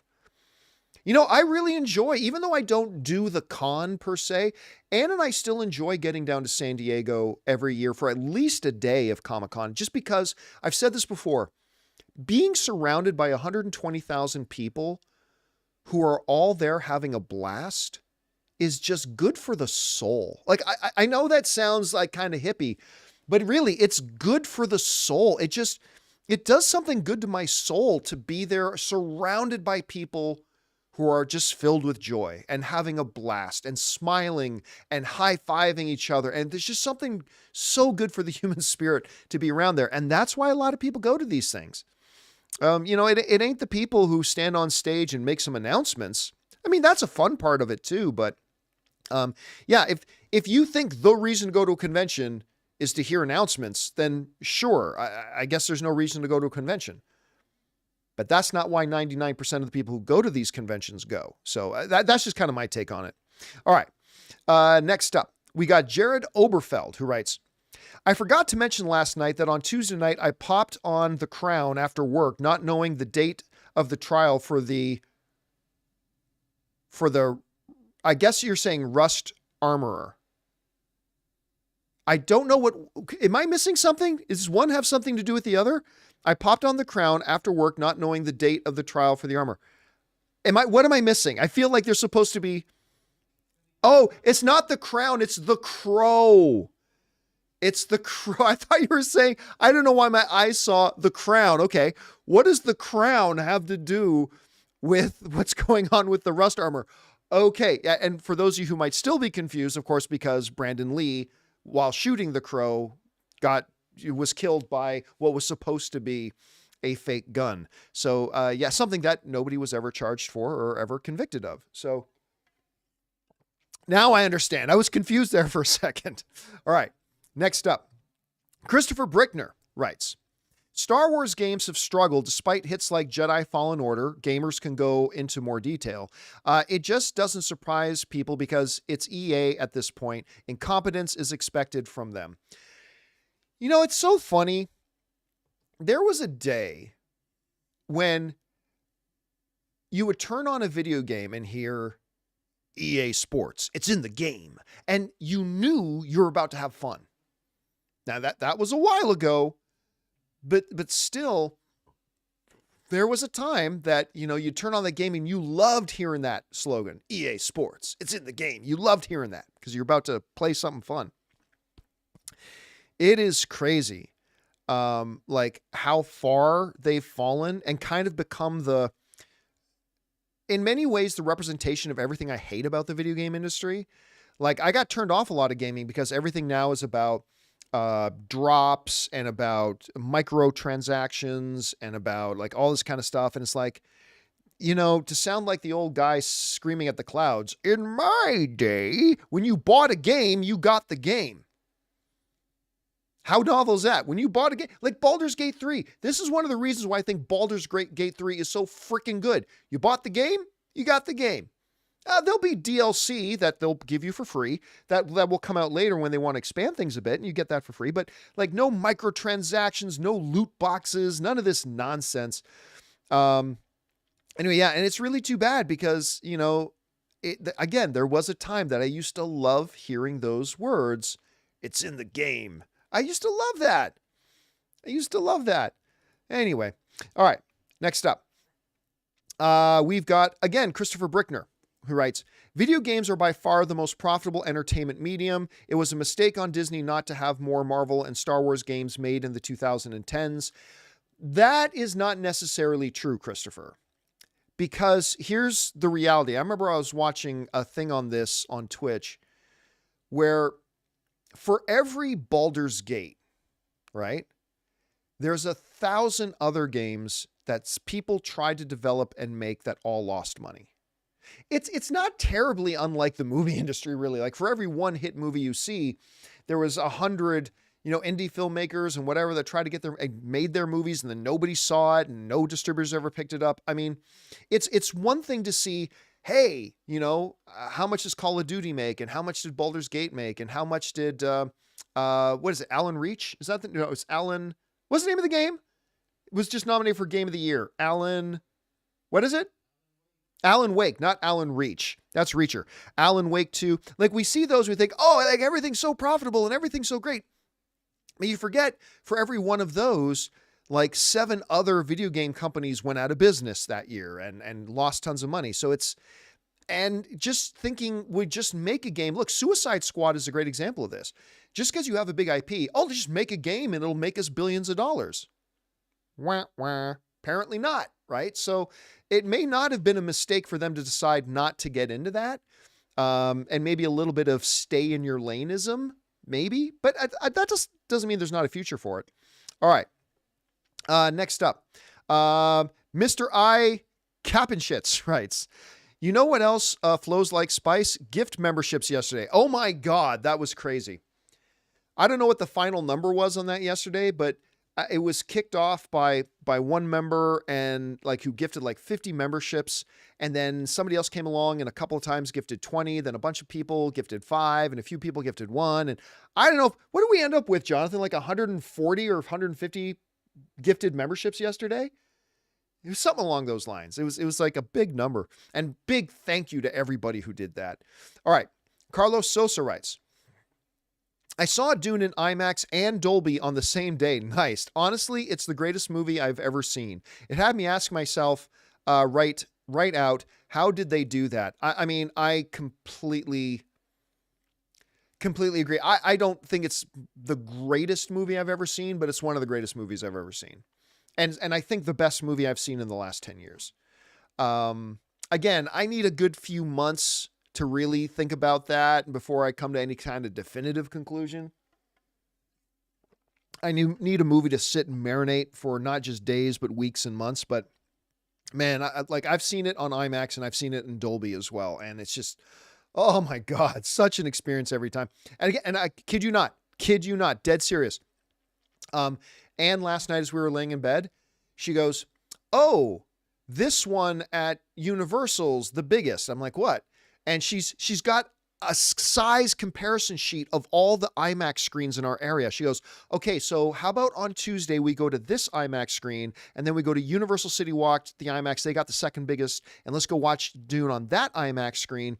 And yeah, so she was basically planning out her daily schedule for where we're going to go see Dune again next. All right, next up. CJ Rebirth writes, "I finally saw Lego Batman movie and loved it. I love that movie. Anyway, could barely tell it was Zach Galifianakis voicing Joker, and moments like Bats punching Bane had me dying. Here's the thing about that Batman movie." And Ray, can you pull up the box office for the Batman Lego movie for me? But I was so totally confused because the first Lego movie comes out, and it was great. Like I had no belief in that movie and it was awesome, right? It's wonderful. It had big success at the box office. It made tons of money. And one of the big standout characters from that movie is the Lego Batman. And was it Will Arnett? I think it's Will Arnett who does the voice of Batman. Anyway, so then comes the Lego Batman movie.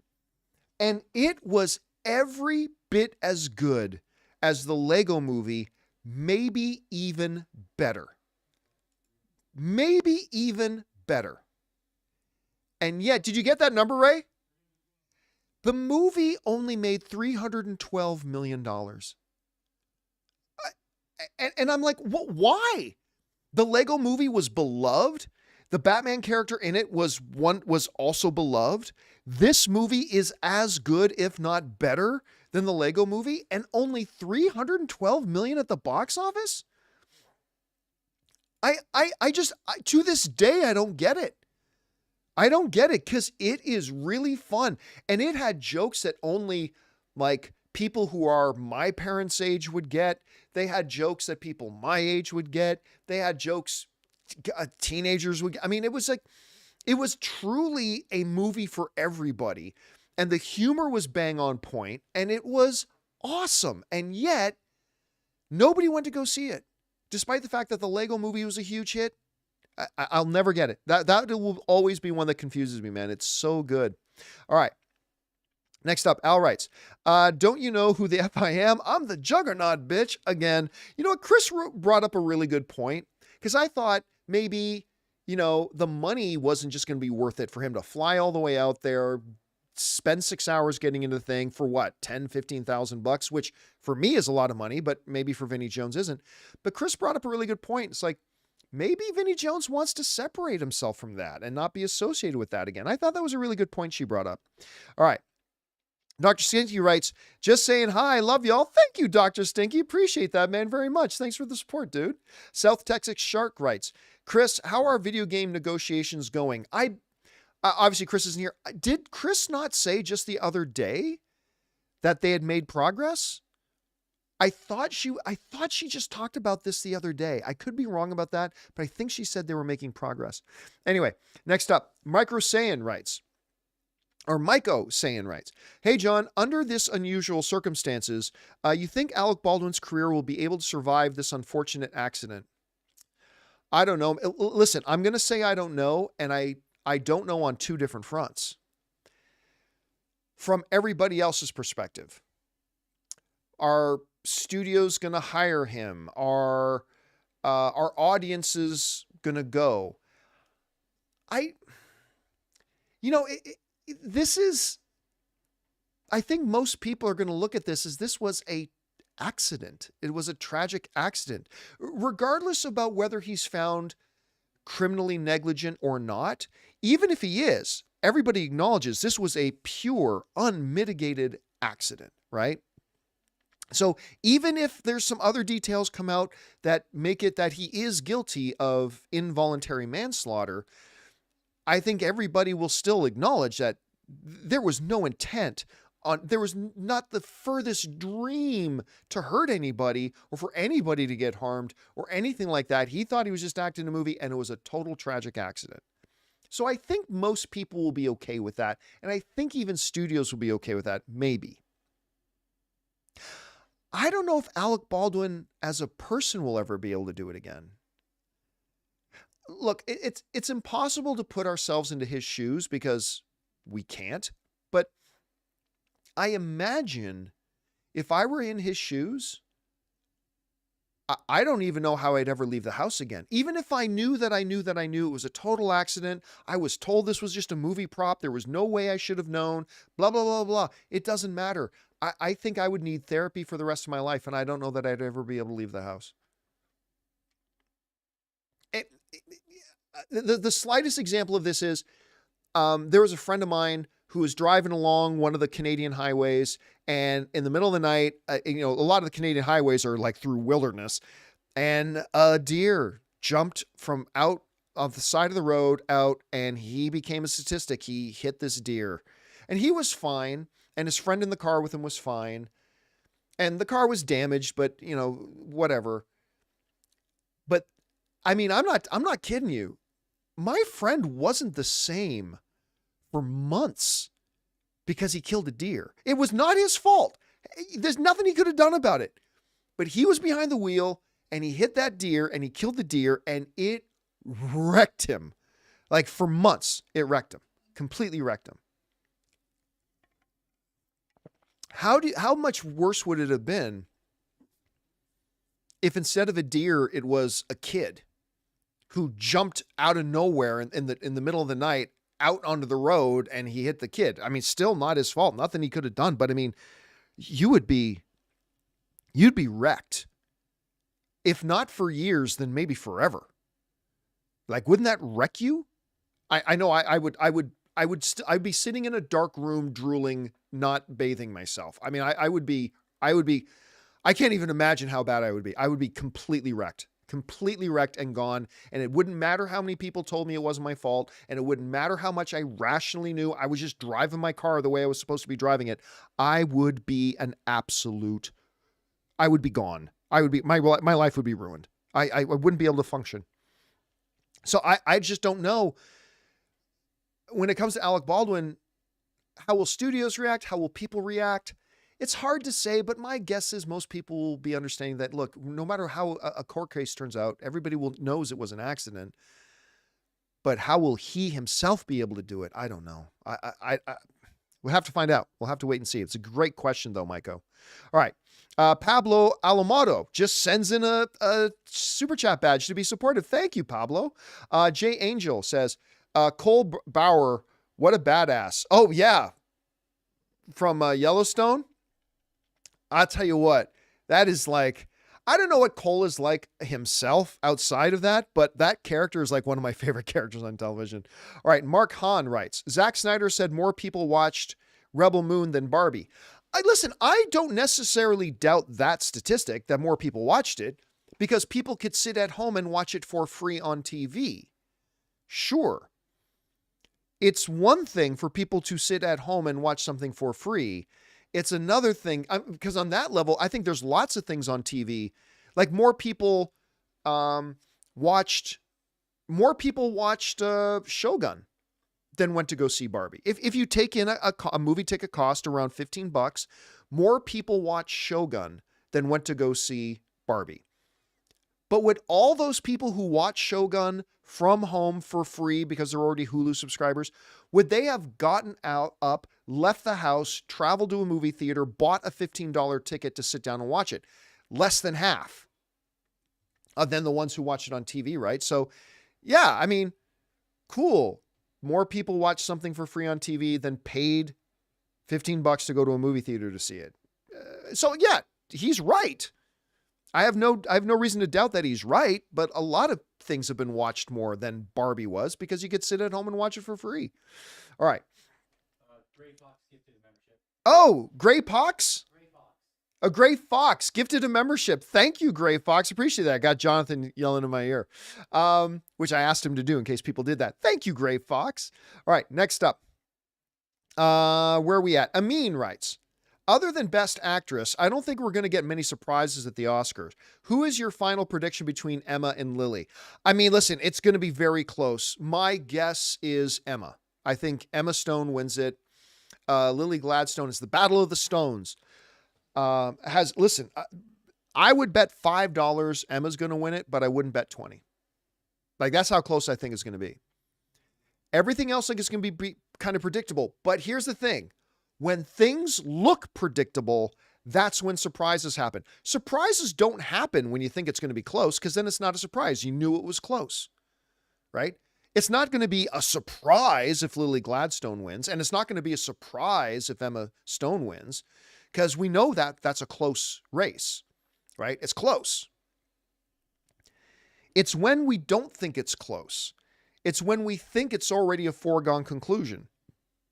That's when surprises happen. And I will say this, I am not expecting any surprises, but the floor is set for big surprises. Again, I'm not saying there's going to be surprises.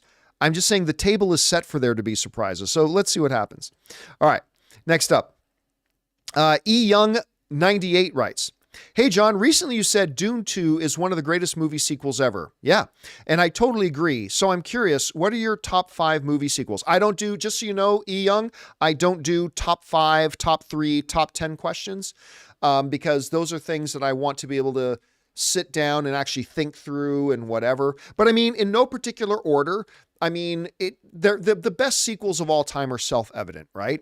Empire Strikes Back, Godfather 2, Dune 2 now is one of those. I mean, these are all kind of like the thing. Then you have to take and consider Toy Story 2, right? 100% rating on Rotten Tomatoes, like one of the great sequels of all time. Two Towers. Oh, actually, Amin just put in one in the, yeah, just said what I just said Two Towers. Sammy Dennis, also The Dark Knight. Yeah, these ones are self-evident. Aliens, you know, Empire, Aliens, Godfather. So yeah, so the top 5 would come out of that list. And by the way, also's got to be in consideration. And I'm not even joking, is Paddington. Everybody thinks I'm joking, but I'm not. Paddington has to be considered. Anyway. All right. James Wheeler gifted 10. And James Wheeler gifted 10 memberships. Thank you, James, for that very much, man. Appreciate that so much. All right.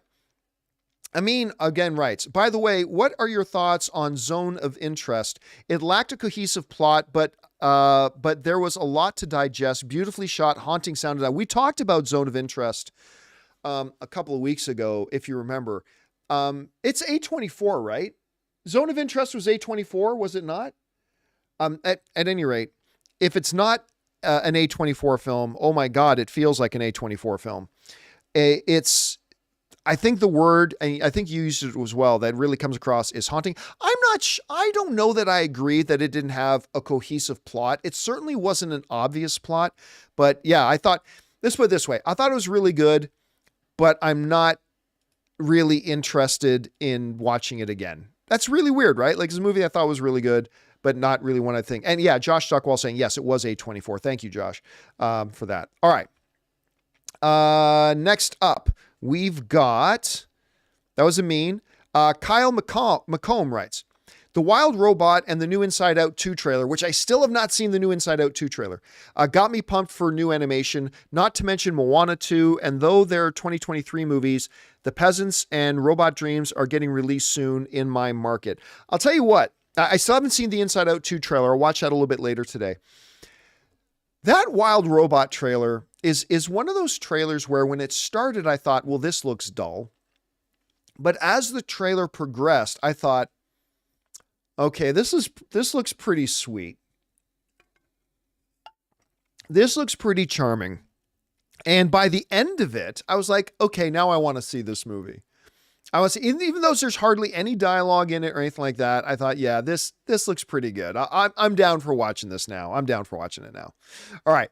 Thanks for that, Kelly or Kyle. Next up, Brian Garcia writes, "Hey guys, my PlayStation 5 can read some 4K discs, but not others. Any tips on how to fix it?" Oh, no idea. No idea. I am not a physical media guy whatsoever.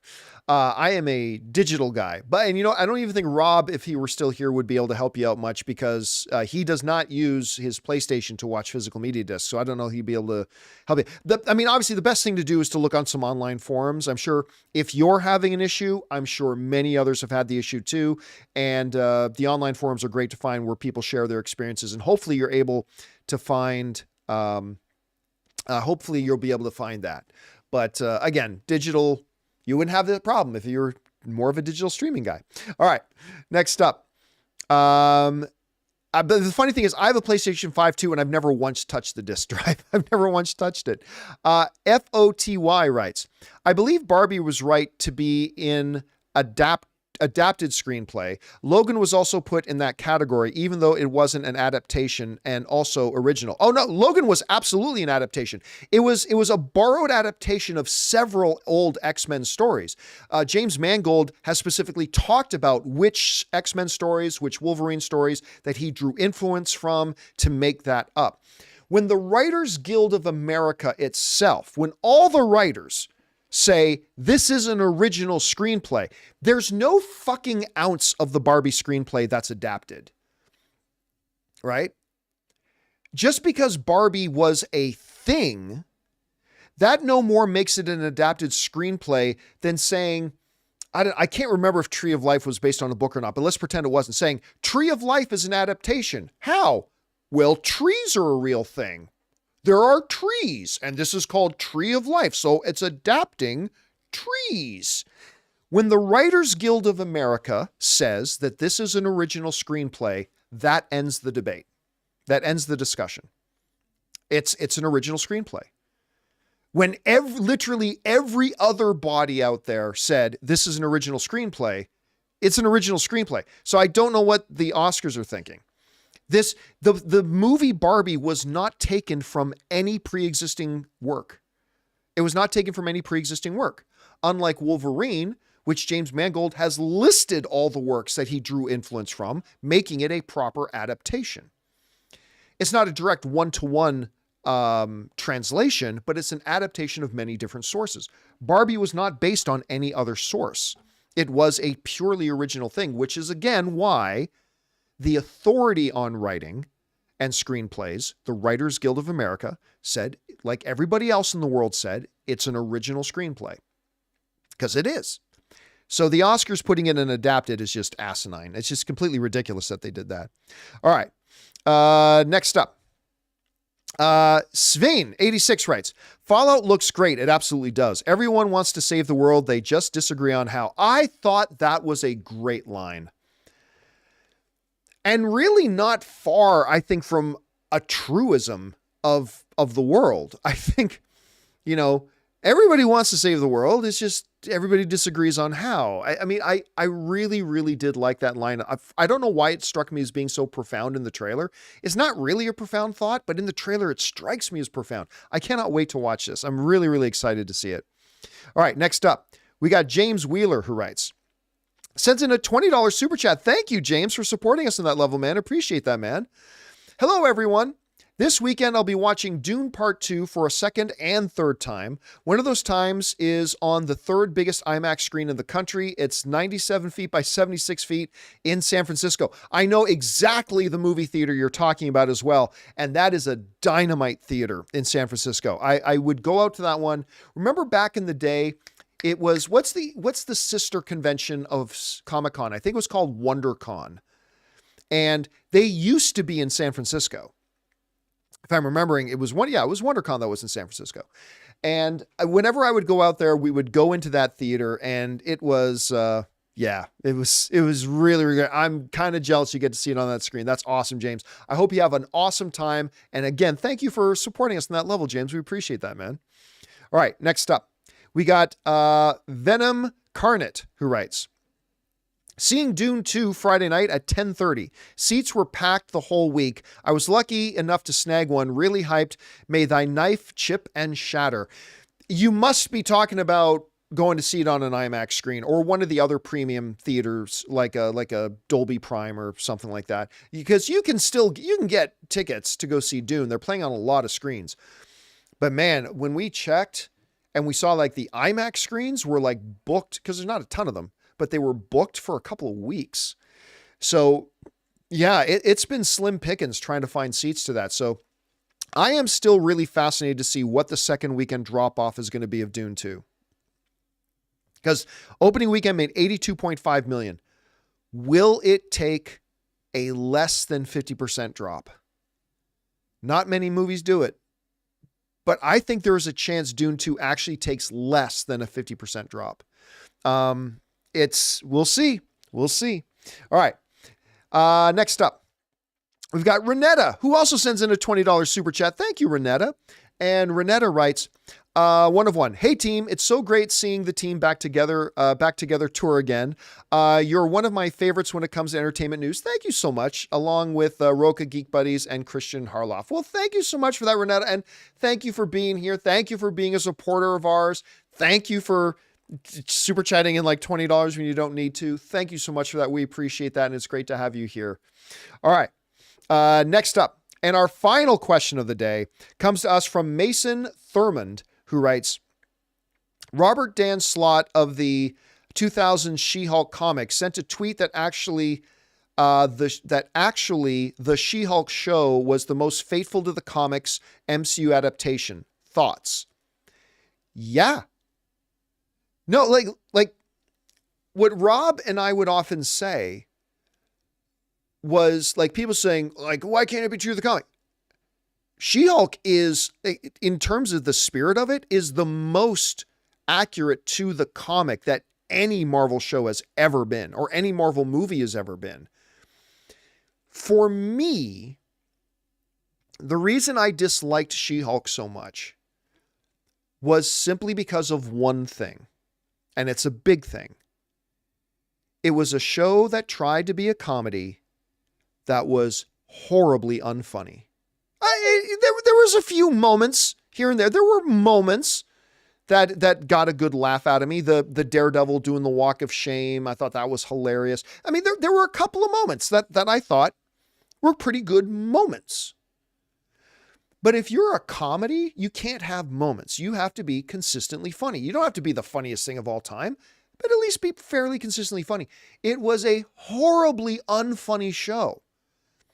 And when you're a comedy and you're horribly unfunny, there's few things as awkward as watching somebody who is trying to be funny.